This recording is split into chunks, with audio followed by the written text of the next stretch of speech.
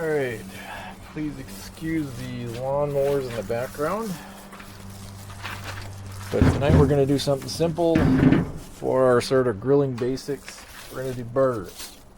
Seem real simple, but they can cause all sorts of problems for people. If you don't get the cooking down on them right, you can end up with raw burgers or overcooked burgers.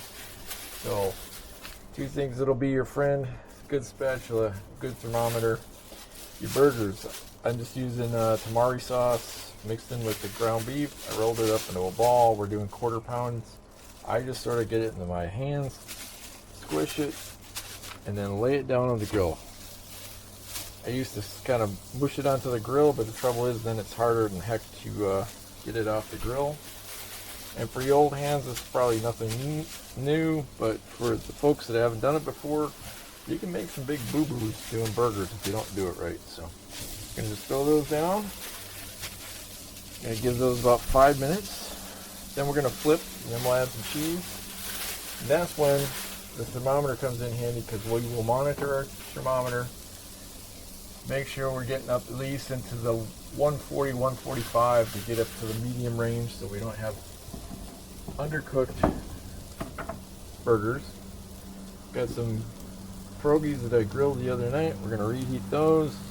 That's another thing that you can do, is if you have a cooler side of your grill, which whether it's gas or charcoal, you'll eventually figure out where your cool side is and your hot side. You can use the cooler side to reheat things.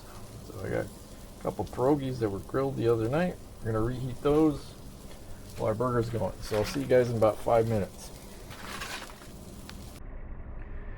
Well, that was quick. It's been 5 minutes already.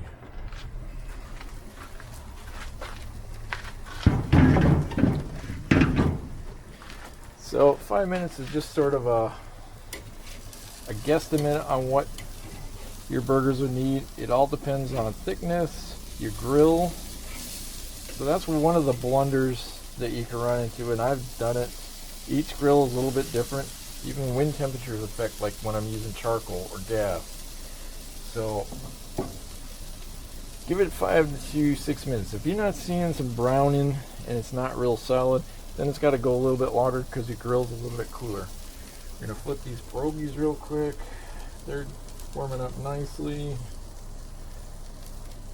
Don't want them to get overdone. And I got big slabs of Dubliner Irish cheddar. Yes, I know those are really thick chunks of cheese, but I like cheese on my cheeseburgers. So we're going to give that another 5 to 6 minutes.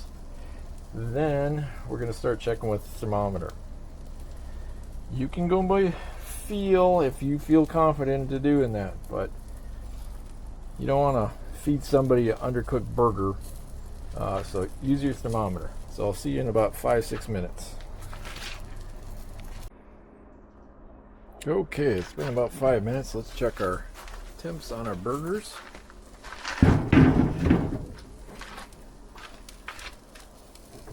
What I usually do is just sort of slip right under the cheese, check our internal temperature. Right now we're at about 125, 126, so we need to go a little bit. These are kind of thick burgers. My coals are getting burned down. I got distracted before I got the meat onto the charcoal, so it's a little low. So we're gonna give those like 3 more minutes, and then we'll probably check the temp again and see if we can plate up. Alright, it's been a couple more minutes. My nose tells me these burgers are done, or just about done. The cheese is further melted and eroding our burgers. Let's just poke in there and see what we got for an internal. Oh yeah, we're up 145, 150-ish. So we are into the medium well range. So let's pop those guys off so they can start resting. That's the other thing, is give your burgers a minute or two to rest. What that does is basically the cooking process still continues, but your juices have a chance to kind of settle down in the meat, whether it's a steak or a burger or even chicken to some degree. So you don't want to go and cut into it like as soon as it's off the grill. You want it still warm. You don't want to eat cold burgers. I mean, they're not bad. Neither are cold steaks. But you want to give it enough time to cool off. Let those juices rest so they stay in there and stay with your meat. Gives it a better flavor. So tonight we'll have a little cheeseburger, some pierogies, and a little backwoods bastard. What is it we're drinking? It's a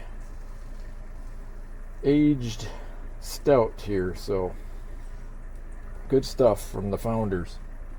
Alrighty, have a good one. Thanks for watching.